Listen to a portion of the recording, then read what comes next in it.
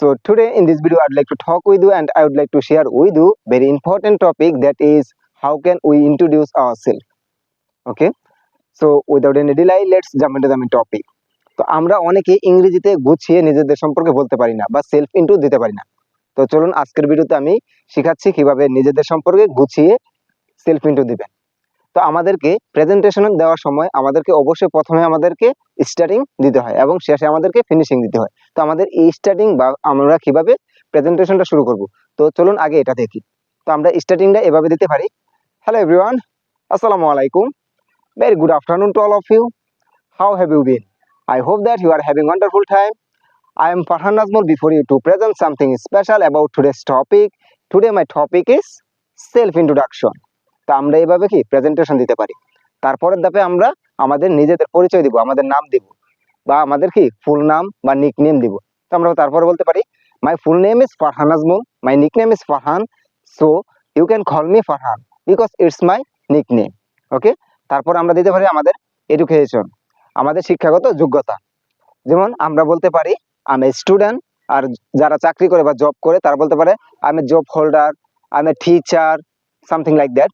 দেন আপনি বলতে পারেন আপনি কোন স্কুল থেকে, কোন ভার্সিটি থেকে আপনি পড়াশোনা করছেন। যেমন I completed my SSC from government Atiabad Islamia high school and college in 2018, and after that I got myself admitted into a Norsindi government college, and after that I completed my HSC from Norsindi government college and got A plus. So right now currently I'm study B.A.Honors Department of English. তো আমরা তারপর কি education শেষ করব, তারপর আমরা শুরু করব হচ্ছে গিয়ে আমাদের ফ্যামিলি নিয়ে। আমরা বলতে পারি I belong to a small Muslim family, there are 5 members in my family, they are my parents, my brothers and myself, my fathers is a farmer and my mothers is a home maker.